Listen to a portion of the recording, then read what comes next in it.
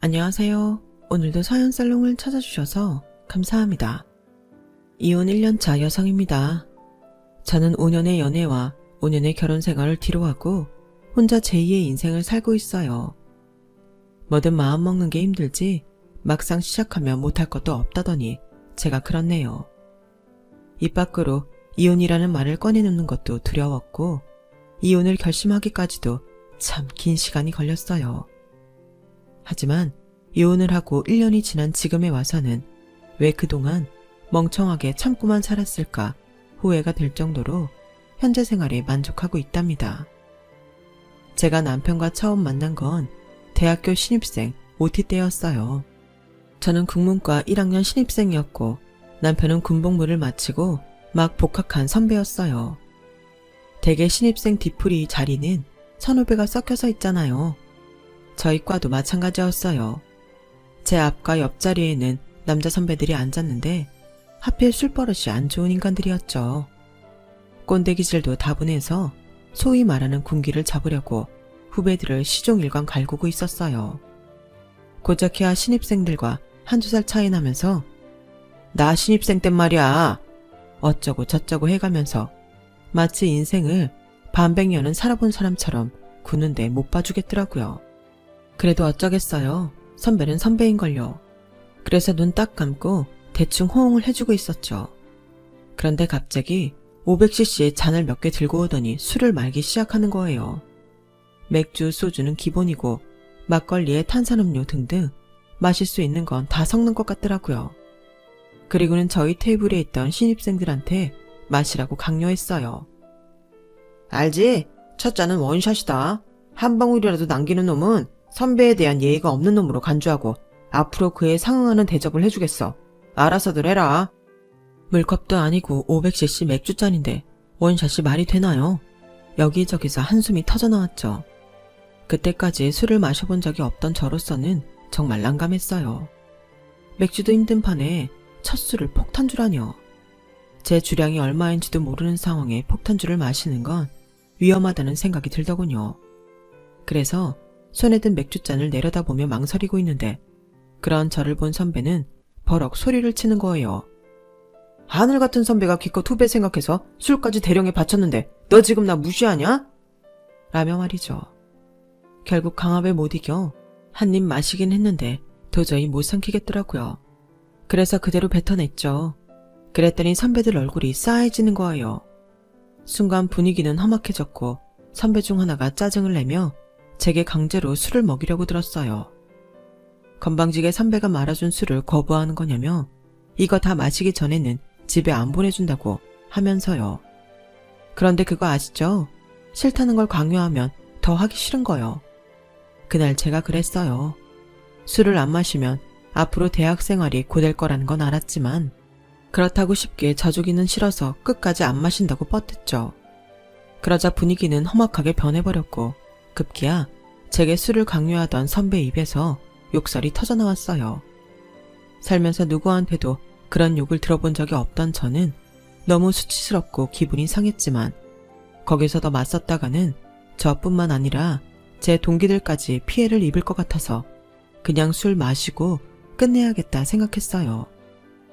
그런데 그 순간 영화 속 한 장면처럼 기다렸다는 듯이 흑기사가 나타난 거예요. 바로 제 남편이었죠. 공지를 늦게 받았다며 뒤늦게 술집에 합류한 남편은 저희 테이블로 다가왔어요. 그리고는 제 앞에 놓인 제 몫의 잔을 들고 벌컥벌컥 마시더라고요. 그리고는 야, 이걸 사람 먹으라고 만 거냐? 네 맛도 내 맛도 아니잖아. 내가 제대로 말아줄 테니까 니들이 먼저 먹어보고 술 많은 기술부터 길러라. 그리고는 각종 술과 찌개 국물, 골뱅이 무침 등등 술잔에 집어넣기 시작했어요. 보기만 해도 토가 쏠릴 것 같은 비주얼이었죠. 그걸 신입생들을 괴롭히던 선배한테 내밀며 그러더군요. 선배가 주는 술이니까 마셔야겠지. 니들 말대로 하늘 같은 선배님이 친히 말아주신 술이잖아. 아, 첫 잔은 원샷인 거 알지? 한 방울도 남기지 마라. 선배님 화나신다. 자, 좋은 말 할 때 마셔. 군복무를 마치고 제대한 대선배 복학생이 끼어들자 저를 갈구던 선배도 못 이기는 척 잔을 받아들었어요. 그리곤 한 모금 마시다가 그대로 내뿜었죠.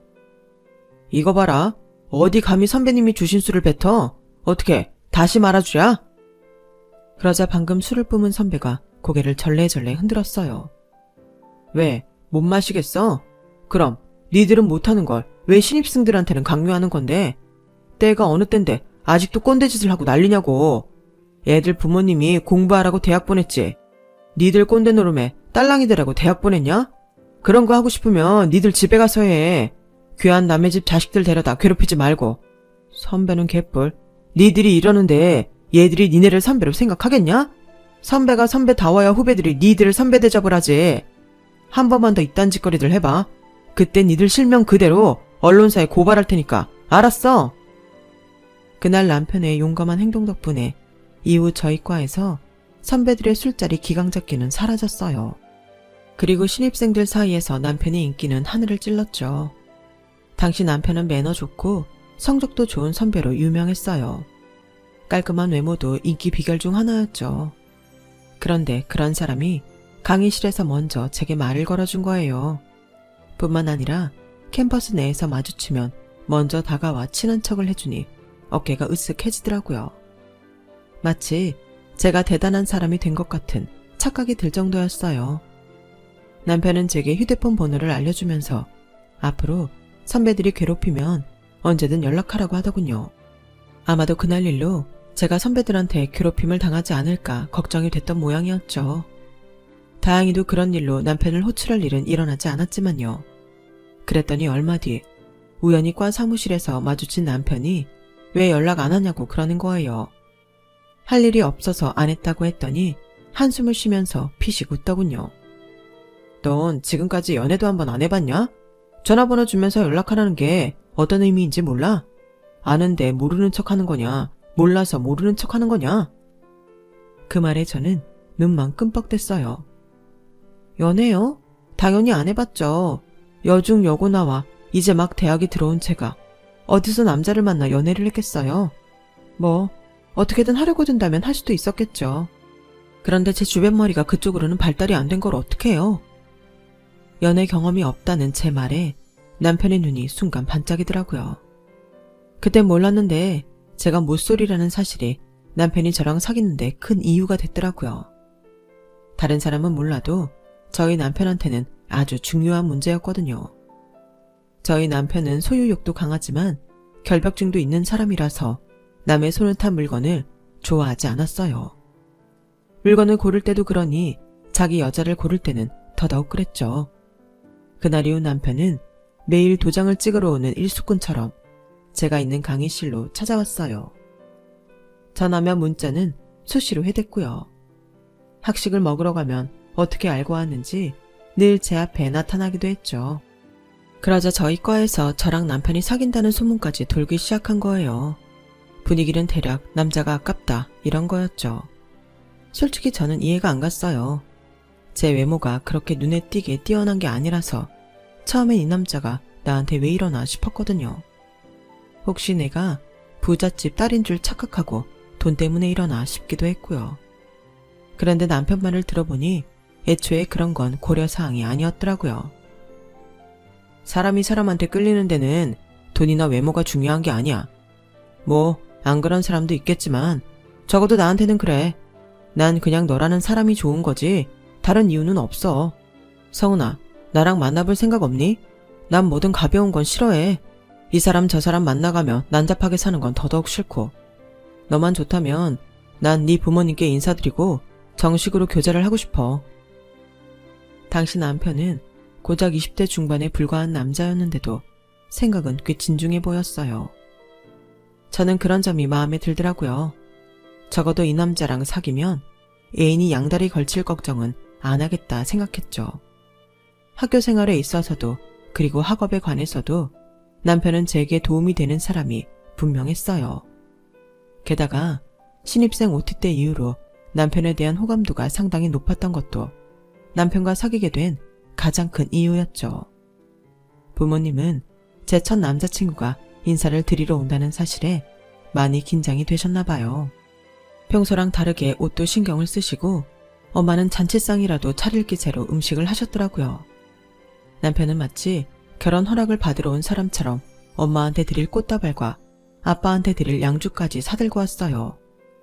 그리고는 저희 부모님 앞에서 우리가 어떻게 교제를 해 나갈 건지, 그리고 졸업 후 진로에 대한 것까지 장황하게 설명을 했죠. 게다가 저희 아빠를 가장 기쁘게 했던 건 자체 통금 시간을 10시로 정해서 그 시간 안에는 무슨 일이 있어도 저를 집에 들여보내겠다고 약속했다는 점이에요. 솔직히 저는 그 점이 가장 마음에 안 들었지만요. 아빠와 남편은 마치 큰 거래를 성공리에 마친 사람들처럼 악수를 하며 협상 아닌 협상을 마무리했어요. 버스 정류장까지 남편을 배웅하면서 아까 못한 말을 꺼냈어요. 오빠, 누구 마음대로 10시 통금이야. 요즘은 고등학생들도 야자 끝나면 10시 넘어서 집에 가는데 대학생인 내가 10시인 게 말이 돼? 10시까지 집에 들어가려면 동기들이랑 맥주 한 잔도 못 마신다고. 그러니까 10시로 해야지. 그 맥주 집에서 마시면 되잖아. 그리고 네가 언제부터 술 맛을 알았다고 맥주 타령이냐? 암튼 난 네가 밤늦게까지 술 퍼마시고 다니는 꼴은 죽어도 못 보니까 그렇게 알아. 남녀가 유별한데 그 시간까지 왜 같이 술을 마셔? 어림도 없어. 조선시대 선비처럼 꼬장꼬장하게 나오는 남편 앞에서 할 말을 잃었어요. 그런데 생각해보니까 통금이 있어서 힘든 건 저뿐만이 아니더라고요. 남편 역시 10시까지 저를 집에 들여보내야 하니 애로사항이 이만저만이 아니라는 판단이었죠. 한창 혈기왕성한 나이에 성인 남자니까 말이에요. 그래서 누가 이기나 해보자는 심산으로 꿋꿋하게 10시 통금을 지켜나갔죠. 그런데 이놈의 인간이 의지 하나는 정말 대단하더라고요. 단 한 번도 통금 시간을 어기는 적이 없는 거예요. 게다가 자기는 혼전 순결주의자라면서 키스 이상은 진도도 안 나가더라고요. 그렇게 저는 5년 동안 성모 마리아가 된 심정으로 연애를 했어요. 덕분에 저희 아빠의 전폭적인 지지를 등에 업은 남편과 저의 연애는 5년이 지나도록 순조롭게 이어졌고 결혼으로 이어지게 되었죠. 처음부터 양가 부모님께 말씀드리고 시작한 연애였기에 결혼 얘기가 나오는 건 너무도 자연스러운 일이었어요. 언제 하느냐만 결정되면 되는 일이었죠. 정확한 일정에 대해 얘기를 한 적은 없었지만 둘 다 직장에서 자리를 잡으면 그때 하게 되리라는 생각은 했던 것 같아요. 저보다 1년 먼저 졸업한 남편은 졸업하던 해 언론사에 취직을 했어요. 그리고 저는 이듬해 광고회사에 들어갔고요. 이제 막 사회생활을 시작하게 된 저는 꽤 빨리 직장생활에 적응이 되었어요. 기왕 시작한 일 제대로 해보겠다는 야심도 있었고요. 그런데 입사 1년도 되기 전부터 남편이 결혼 얘기를 꺼내기 시작하더라고요. 결혼하자고? 오빠, 나 이제 막 취직했어. 나도 내 인생 좀 즐겨보고 싶어. 월급 모아서 해외여행도 가고 옷이랑 백도 좀 사고 싶다고. 그래서 말인데 결혼은 좀 천천히 하면 안 될까? 얘 정말 안 되겠네. 너 그렇게 버는 족족 다 써버리면 결혼은 무슨 돈으로 하려고? 설마 부모님 노후자금 빼서 결혼하려는 건 아니지? 정신 차려. 옷, 백, 그딴 거 다 한때야. 명품으로 도배하고 다니는 여자들 보면 부러울지 모르겠지만 매달 카드 할부금 갚는 거 보면 마음이 달라질걸? 없는데 쪼들러 가면서 뭐하러 그런 걸 사니? 해외여행도 그래. 한창 일해서 돈 벌어야 할 나이에 별스타에 올릴 사진 찍으려고 카드 긁어가며 해외 나가는 게 말이 되니? 그런 건 생활에 여유가 생기면 그때 해도 돼. 그러니까 얼른 결혼해서 둘이 열심히 돈 모으자. 그리고 조금 일찍 은퇴해서 세계 일주 다니면서 여유롭게 살자고. 넌 그냥 나만 믿으면 돼. 내 머릿속엔 우리 미래에 대한 계획들이 다 들어있으니까. 언제나 그렇듯 남편은 자신만만했어요. 솔직히 좀 답답한 면이 있긴 하지만 지금까지 남편이 틀린 말을 한 적도 없고 남편 말을 따라서 손해본 적도 없었기에 마음이 흔들리더라고요. 그래서 결혼을 하기로 했죠. 그리고부터는 속전속결이었어요. 남편은 이미 오래전부터 결혼에 대한 계획을 세워놓았더라고요. 예식장부터 스멜을 비롯해 혼수까지 어디서 하고 어떻게 해야 하는지를 훤히 알고 있었어요. 덕분에 저는 남들처럼 고생 안 하고 결혼식을 치를 수 있었죠. 어쩌면 그때부터였는지도 몰라요. 제 인생의 주도권을 남편 손에 쥐어준 거는요. 남편은 신혼 초부터 제게 가계부를 쓰라고 강요했어요. 뭐? 가계부? 요즘 누가 그런 걸 써? 누가 쓰냐고. 어차피 어지간한 건 자동 이체해놨고 카드 쓰는 건 폰으로 문자 오잖아. 그거 계산해보면 대략 한 달 지출 규모 나오는데 뭐하러 귀찮게 그런 걸 써. 넌 항상 그게 문제야. 뭐든 제대로 할 생각을 해야지. 대략이 뭐냐 대략이. 가계부를 써야 지출이 한눈에 들어오고 그걸 봐야 쓸데없는 지출도 줄일 수 있는 거라고. 오빠, 말이 쉽지 회사 일에 집안일까지 하기도 바쁜데 그런 걸 언제 쓰고 있어? 그렇게 가계부를 쓰고 싶으면 오빠가 써. 똑같이 직장 다니는데 오빠는 집안일 하는 거 없잖아. 야, 그걸 말이라고 하냐? 너희 회사랑 우리 회사는 일의 강도가 다르잖아. 너 일주일에 야근 며칠이나 해? 난 하는 날이 안 하는 날보다 더 많아. 누군 집안일 안 하고 싶어서 안 하냐? 그렇게 따지면 너 우리 결혼할 때 뭐 준비했어? 예시장부터 하다못해 네 메이크업까지 내가 다 엄선해서 골랐잖아. 근데 그깟 집안일 좀 한다고 유세를 떠냐? 넌 그래서 문제라는 거야. 그때 알았어요. 부부싸움은 대단한 일로 싸우는 게 아니라 사소한 일에서 크게 번지는 싸움이라는 걸요. 결국 서로 간에 합의점을 찾지 못한 채 가계부 문제는 흐지부지 되었어요. 그런데 생각지도 못한 곳에서 가계부 얘기가 다시 튀어나오게 됐지 뭐예요. 제가 입사 후 남들보다 일찍 회사에 적응할 수 있었던 건 저희 과장님 덕분이었어요. 40대 초반 여성인 윤 과장님은 비혼주의자로 여자라면 누구나 부러워하는 인생을 살고 계셨죠. 집도 잘 살고 학벌도 좋고 키도 크고 몸매도 좋고 심지어 얼굴도 예뻤어요. 그런데다 성격은 또 어찌나 쌈박한지 사람이 뒤끝이 없어요. 그뿐인 줄 아세요? 부하 직원한테 일을 떠맡기는 일도 없고 어지간하면 자기 밑에 사람을 엄청 아끼세요. 다른 부서는 흔하게 하는 야근도 저희는 윤 과장님 덕분에 칼퇴를 일상화하고 있었죠. 자기 돈으로 명품백이랑 구두도 척척 사고 해외여행도 수시로 다녔지만 워낙 재테크 기술이 좋아서 서울에 40평대 자가 아파트까지 가지고 있었어요. 그런 윤 과장님이 특히 저를 예뻐해 주셔서 저는 입사 초부터 꽃길을 걸으며 회사 생활을 할 수 있었죠. 그런데 제가 결혼하고 3개월쯤 지났을까요? 하루는 윤 과장님이 그러시는 거예요. 자기야, 요즘 힘들어?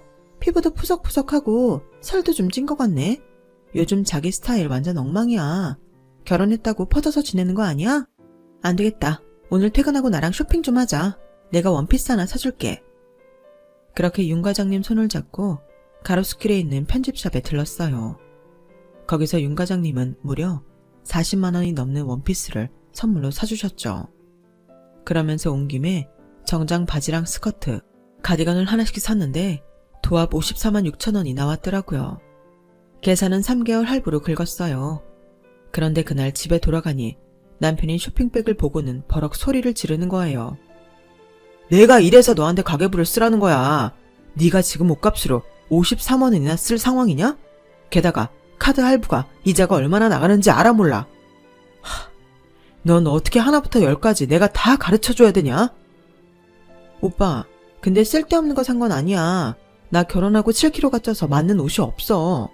그렇다고 매일 직장에 같은 옷만 입고 다닐 수도 없잖아. 이게 가격은 좀 나가도 원단이 좋고 디자인이 무난해서 오래 자주 입을 수 있는 옷이야. 결과적으로는 비싼 게 아니라고. 비싼 게 아니긴. 암튼 길게 말할 필요 없고 오늘부터 당장 가계부 써. 그리고 앞으론 매일 나한테 검사받아. 54만 원어치 쇼핑한 채로 저는 결국 가계부를 쓰게 되었어요. 그리고 매일 밤 남편한테 경제관념이 없다는 핀잔을 들으며 하루를 마감해야 했죠. 그래도 그때까지는 별 탈 없이 결혼 생활이 진행됐어요. 결혼 후 남편 잔소리가 조금 더 많아지기는 했지만 그렇다고 못 들어줄 정도는 아니었으니까요. 문제는 제 직장에서 생기고 말았죠. 저희 회사에 낙하산 전무가 들어오면서 주요 부서마다 자기 라인 사람들로 채우기 시작한 거예요.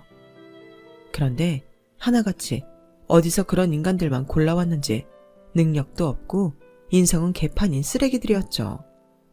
특히 저희 부서에 들어온 부장은 쓰레기 중 쓰레기였어요.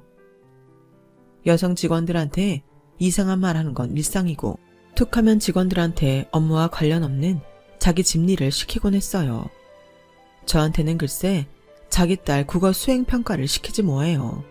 당연히 못한다고 했죠. 그랬더니 그날부터 저를 갈구기 시작하는데 진짜 월급만 아니면 당장 그 인간 얼굴에 사표를 던지고 나왔을 거예요. 그런데 이런 생각을 하는 사람이 저뿐만이 아니었다는 게 문제였어요. 능력 없는 수장이 부서를 맡으니 부서 일이 제대로 돌아갈 리가 없었고 능력도 없는 주제에 자기보다 잘난 부하 직원은 두 눈 뜨고 못 봐주는 성격이라 우리 부서의 능력자들이 줄줄이 퇴사를 한 거예요. 제가 따르던 윤 과장님을 포함해서 대리급 2에 과장 하나까지 도합 3이나 말이죠. 일당 배근하던 분들이 나가는 바람에 부서 업무는 뭐 하나 제대로 돌아가는 게 없었어요. 그러니 만만한 사원과 대리급만 죽어라 갈구기 시작했죠. 그중 집중 타깃이 된 게 바로 저였어요. 자기 딸 수행평가 문제로 일찌감치 찍힌 데다가 제가 윤 과장님이랑 친했다는 게 한몫한 거예요. 아침에 출근하는 순간부터 부장의 갈굼은 시작됐고 폭언의 정도는 점점 도를 넘어갔어요. 그런데도 누구 하나 도와주는 사람이 없었죠. 저를 도와주었다가는 자신도 부장한테 찍힐 게 뻔한데 누가 목숨 내놓고 저를 돕겠어요. 성은 씨는 뭐하러 회사에 나와? 그 실력이면 집에서 살림이나 하는 게 회사를 돕는 게 아니겠어? 어떻게 된 게 능력도 안 되는 밥벌레는 자리를 뭉개고 앉아있고 능력 있는 것들만 골라나갔나 몰라. 아휴, 부하 직원 복도 지질이 없지. 이런 걸 데리고 일해야 하다니. 자기가 능력자들을 내쫓은 거면서 괜히 제 탓만 하더군요. 상황이 이렇게 되니 나머지 부서 사람들도 부장 비위를 맞추느라 저를 괴롭히기 시작했어요. 제 책상에는 늘 그날 해치워야 할 엄청난 업무 파일이 쌓여갔고 점심을 거르는 건 일쑤였고 평일엔 무조건 야근, 심지어 주말에도 집에 일을 싸매고 가서 해야 했어요. 하지만 아무리 노력을 해도 극복할 수 없는 건 제 능력밖에 업무였죠. 제 연차로는 당연히 감당할 수 없는 일인데도 무리하게 떠넘겨 놓곤 결과가 안 좋으면 저를 쓰레기 취급을 하는 거예요. 스트레스로 탈모도 심해지고 피부는 하루가 멀다 하고 뒤집어졌어요. 불면증에 이명, 공황장애까지 생겨서 일상생활이 힘들 정도가 되었어요. 그러다 결국 제 발로 직장을 나가게 되었죠. 그러자 남편은 그 정도 일로 회사를 관둔 거냐며 오히려 윽박을 지르더군요. 그럼 어떡해? 누구는 어렵게 들어간 직장 그렇게 포기하고 싶었는 줄 알아? 나도 참았어. 죽을 힘을 다해서 참았다고. 그래도 안 되는 걸 어떡하냔 말이야. 넌 그래서 틀려먹었다는 거야. 직장생활 하는 사람 중에 그런 일 한 번 안 겪고 사는 사람이 있는 줄 아냐? 다들 너만큼 못나서 제자리 지키고 사는 줄 아냐고. 됐고 당장 새 직장 알아봐. 더 늦기 전에 어디든 들어가라고. 그렇게 저는 따뜻한 위로 한마디 듣지 못한 채 남편한테 등 떠밀려 퇴사하던 날부터 바로 구직 활동에 들어갔어요.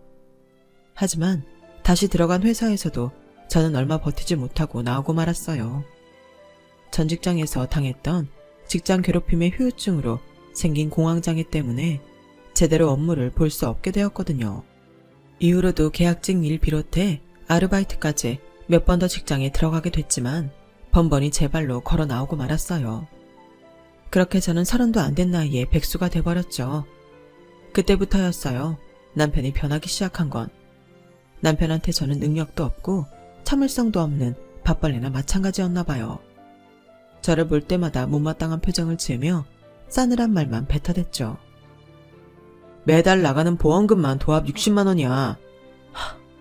너도 양심이 있으면 네 보험은 알아서 처리해야 하는 거 아니냐? 솔직히 제 앞으로 들어가는 보험금은 10만 원 정도에 불과했는데도 남편은 마치 다 제 몫으로 들어가는 것처럼 화를 내더군요. 하지만 그렇다고 따질 수도 없었어요. 10,000원이든 10만 원이든 남편이 번 돈으로 제 보험료를 내는 건 사실이니까요. 야, 네 앞으로 된 보험 다 해지해. 돈도 못 버는 주제 보험은 뭐하러 드냐? 병원도 갈 거 없어. 그냥 몸으로 때워. 시고모님이 보험 일을 하셔서 결혼 전부터 남편과 저는 여러 개의 보험을 들어놓았는데 남편은 제 보험료 내는 돈도 아깝다며 해지하라고 했어요. 하지만 지금 해지하면 환급 받을 수 있는 돈도 얼마 안 되는 데다가 갑자기 큰 병에 걸리면 그 비용을 어떻게 감당하나 걱정이 되더라고요. 그래서 친정 엄마한테 사정을 얘기했죠.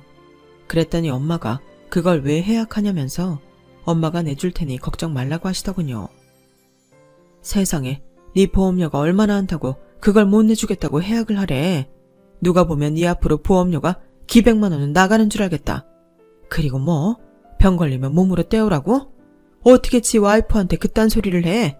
사람은 겪어봐야 한다더니 그 말이 딱 맞다. 결혼 전에는 그렇게 너밖에 모르더니 이렇게 사람이 변하니? 성훈아, 정 힘들면 집으로 와. 그런 대접 받아가면서 참고 살지 말고 그냥 훌훌 털고 엄마 아빠랑 살자. 전화기 너머로 훌쩍이는 엄마 울음소리를 들으니 내가 괜한 말을 했다 싶었어요. 그깟 보험 손해보더라도 해약하고 말걸 하는 생각이 들었죠. 그래서 이후로는 친정 엄마한테 전화해 하소연하는 짓은 하지 않았어요. 힘들어도 잘 사는 척 남편이 잘해준다는 거짓말로 안심을 시켜드렸죠. 저 때문에 엄마가 가슴 아파하시는 건 정말 참기 힘들었거든요. 제가 일을 할 때는 남편과 제가 각각 100만 원씩 생활비를 내고 살았어요. 나머지 돈은 알아서 저축을 했고요. 그때 제가 모아둔 돈은 회사를 그만둔 뒤 매달 생활비를 썼는데 그 돈이 바닥이 나고 만 거예요. 그래서 남편한테 이번 달부터는 생활비를 못 낼 것 같다고 했더니 그러더라고요. 그래서 뭐 나보고 돈을 더 내라는 거야? 난 그렇게는 못해. 내 몫의 생활비는 100만 원이니까 앞으로도 난 그 돈만 낼 거야. 그걸로 네가 알아서 알뜰하게 살아봐. 100만 원으로 매달 남편 보험료와 식비, 그 밖의 생활비까지 다 해결해야 하니 늘 빠듯했어요. 가계부를 적어가며 아무리 절약을 해도 1,000원짜리 한 장 마음대로 쓸 수 없었죠. 그렇게 힘겹게 생활을 해도 제게 돌아오는 건 남편의 핀잔뿐이었어요. 이런 날들이 2년, 3년을 넘어가자 저는 예전에 활기찼던 모습을 완전히 잃어버리게 되었어요. 남편 말대로 나는 뭘 해도 안 되는 사람이구나 싶은 게 자존감이 끝도 없이 내려갔고, 그러다 보니 어떻게 해도 남편 성에 안 차는 내 모습이 스스로도 한심하게 느껴지게 되었죠. 아이를 갖는 건 꿈도 꾸지 못했어요. 이런 상황에 애는 무슨 애야. 제발 네 주제를 알아라. 솔직히 난 당장 애가 생길까봐 그게 더 무섭다. 너 같은 여자가 애는 제대로 키우겠니? 네 인생 하나 망쳤으면 됐지. 애 인생까지 망칠 생각이냐고. 그러니까 주제 넘은 생각 그만두고 살림이나 제대로 해. 한 달 내내 뼈 빠지게 벌어다 주는데 반찬 꼬라지 하고는. 넌 어떻게 살림 하나도 제대로 못하니? 도대체 할 줄 아는 게 뭐야? 하긴 네가 그런 인간이니까 그깟 공황장애 핑계로 집구석에 뭉개고 있지. 나 같으면 이런 소리 듣기 싫어서라도 당장 나가서 돈 벌겠다. 넌 이런 말에도 상처 같은 건 안 받지? 대충 순간만 모면하면 몸도 편하고 마음도 편하니까. 하지만 남편의 말과 달리 저는 매 순간 남편의 가시돋친 말에 상처를 입었어요. 그러던 어느 날이었어요. TV를 보는데 줄광고로 라디오 드라마 극본 공모 공지가 뜨더군요. 상금이 무려 1,000만 원이었어요. 대학 시절 드라마 작가인 선배 밑에서 보조작가로 일했던 경험이 있었는데 그때 선배한테 이야기를 만드는 재주가 있다는 칭찬을 들었던 게 생각이 났어요. 글을 쓰는 건 돈이 드는 일도 아니고 밖에서 사람들과 부대낄 일도 없으니 나한테 딱이란 생각이 들더군요. 그래서 홈페이지에 들어가 라디오 드라마 극본을 몇 개 읽어보았어요. 드라마와는 약간 다르긴 했지만 전체적인 구도는 비슷하더라고요. 그래서 연습 삼아 습작을 시작했죠. 처음엔 내가 과연 할 수 있을까 하는 걱정 때문인지 흰 바탕 위에 커서만 띄워놓은 채 한 줄도 써내지 못했어요. 그러다 스토리 라인을 잡고 나니 조금씩 작업의 속도가 붙기 시작하더라고요. 그동안 남편한테 구박을 받으며 지냈던 순간들이 불쑥불쑥 떠올라 극중 남편은 아주 악독한 악역으로 만들 수 있었어요. 그리곤 통쾌한 복수로 끝을 맺었죠. 한마디로 그 작품은 제 이야기 그 자체였어요. 다른 게 있다면 극중 여주인공은 시련을 딛고 멋지게 성공해 남편한테 복수를 하고 제2의 인생을 살아간다는 결말뿐이었죠. 글을 쓰는 내내 일종의 현실 도피와 카타르시스를 느꼈던 것 같아요. 그래서 탈고를 하고 나니 가슴이 뻥 뚫리는 게 속이 다 시원하더라고요. 공모전에 당선이 되지 못하더라도 한 편을 온전히 완성했다는 것만으로도 만족할 수 있을 것 같더라고요. 그런데 제가 쓴 글 어떻게 남편이 봤는지 또 잔소리를 늘어놓기 시작한 거예요. 야, 글은 아무나 쓰냐? 네가 뭔가 착각하는 모양인데 네 실력으론 택도 없어. 괜히 작가다마다 헛바람 불어서 시간 낭비하지 말고 밥이나 하고 빨래나 제대로 해. 집안 살림도 제대로 못하는 게 작가는 얼어 죽을 작가. 그래도 혹시 모르는 거잖아. 모르긴 뭘 몰라. 너 대학 때 신춘문예에도 몇 번 내봤다며. 근데 지방지라도 뭐 하나 된 거 있어? 없지? 그래, 네 실력이 딱 그 정도인 거야. 그러니까 헛물 켜지 말라는 거라고. 영화나 드라마 속이라면 이런 경우 반전으로 주인공이 공모전에 당선이 되겠지만 현실은 그저 탈락의 고배를 마실 뿐이었어요. 그런데 끝날 때까지 끝난 게 아니라고 공모전에 탈락했음에도 제가 기회가 온 거예요. 하루는 휴대폰으로 낯선 번호가 찍힌 전화가 걸려왔더라고요.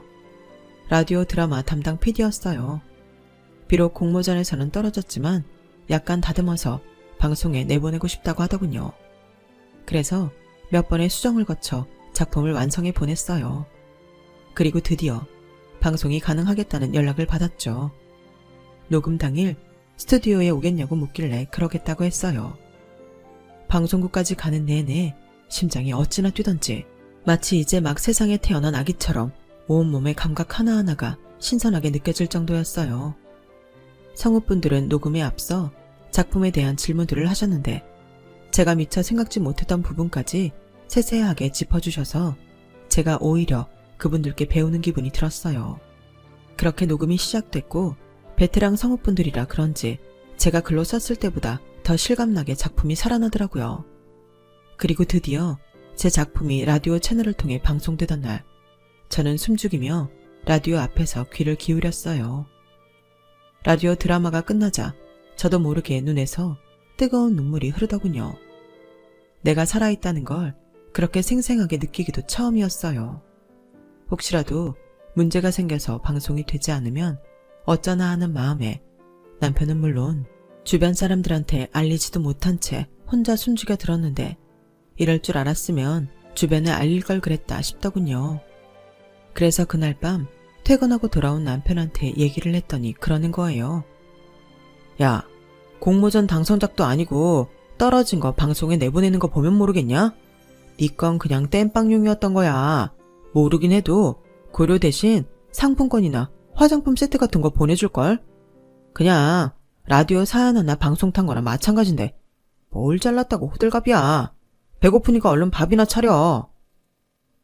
칭찬 한마디 해주는 게 뭐가 그리 어렵다고 끝까지 저를 깎아내리는 남편 때문에 들떴던 마음도 축 가라앉아버렸어요. 그런데 얼마 뒤 놀라운 일이 벌어진 거예요. 제 통장으로 100만 원이 넘는 금액의 고려가 들어온 거죠. 그러자 남편도 조금 놀라는 눈치더라고요. 그 일을 기점으로 조금씩 자신감을 회복한 저는 웹드라마 극본부터 동화각색에 이르기까지 돈 되는 글이라면 뭐든 써내기 시작했어요. 출판사나 방송국에서 일하는 국문과 동기와 선배들을 통해 일감도 받을 수 있어서 운 좋게 입봉을 할 수 있었죠. 비록 메이저는 아니었지만 그래도 제 작품이 돈이 되고 방송이 된다는 사실에 힘든 줄도 모르고 작업에 매진했어요. 그러는 동안 저도 매달 생활비도 낼 수 있어서 남편 앞에서 떳떳하기도 했고요. 저를 비롯해 모든 게 변해갔지만 딱 하나 변하지 않은 게 있었어요. 바로 남편의 태도였죠. 남들은 다 제 글을 인정하는데 남편만큼은 여전히 니까짓 게 무슨 작가냐며 깔보기 일쑤였어요. 남편한테는 그저 그동안 못 받은 생활비를 받아내는 것 외에는 관심도 없는 것 같더라고요. 그런데 그 와중에 남편에 대해 정을 떼게 된 결정적인 사건이 벌어진 거예요. 하루는 인터넷 쇼핑몰에서 빅세일을 하길래 9,900원 무료 배송 특가 상품으로 바디 로션을 하나 구입했어요. 제가 극건성 피부라서 날이 쌀쌀해질 때마다 살이 찢어지는 통증이 있어서 큰맘 먹고 하나 산 거였죠. 일을 쉬면서 화장품 사 쓰는 것만큼 눈치 보이는 일도 없었기에 바디 로션을 사서 쓸 수가 없었는데 이번만큼은 당당히 사서 쓸 수 있겠다 생각했어요. 그런데 밤에 가계부 검사를 하던 남편이 지출 목록을 보고는 버럭 소리를 지르더라고요. 야, 너 미쳤냐? 집에서 노는 주제에 바디로션은 뭐하러 사? 너 요즘 돈 좀 번다고 벌써부터 돈지랄하는 거야? 그동안 네가 놀면서 까먹은 돈 메꿀 생각은 애당초 하지를 않는구나. 고작 9,900원짜리 로션이야. 그게 무슨 돈지랄이냐? 3년 만에 처음 사본 거라고. 9,900원은 돈이 아니냐? 100원이든 만원이든 쓸데없는데 돈을 쓰니까 하는 말이잖아. 솔직히 그거 바른다고 달라지는 게 있긴 해. 아니잖아. 그런 걸 보고 과소비라고 하는 거야. 돈 10,000원도 안 되는 로션 하나 샀다가 과소비한다고 욕만 먹은 저는 하루빨리 돈을 더 벌어서 이런 소리를 안 듣고 살아야겠다 생각했어요. 그런데 며칠 뒤 어이없는 일이 벌어진 거예요. 얼마 전 백수 탈출에 성공해 직장인이 된 시누이가 내부 비닐도 뜯지 않은 경찰을 몰고 집으로 왔더라고요. 시어머니 심부름으로 참기름이랑 묵은지를 한 통 가지고 온 거예요. 아가씨, 이게 뭐예요? 차 뽑았어요. 그러자 시누이가 그러는 거예요. 오빠가 뽑아줬어요. 취직기념 선물로요. 오빠, 언니한테 말 안 했어?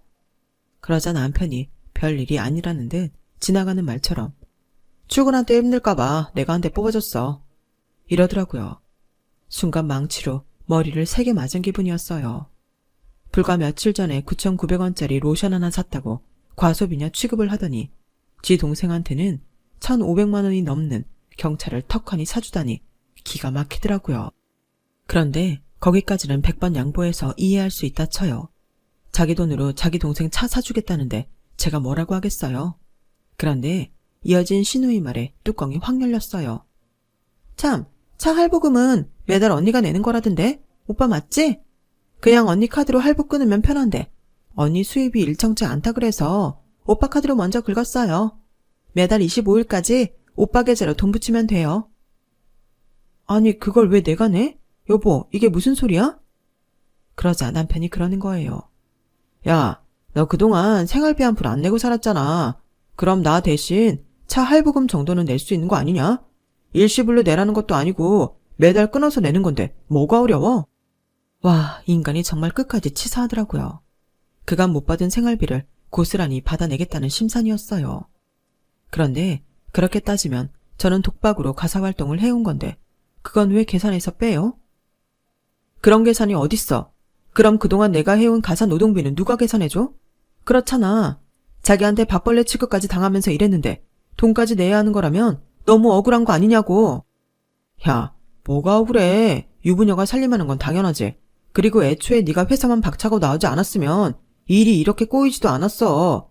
그러니까 탓하라거든. 네 자신을 탓하라고.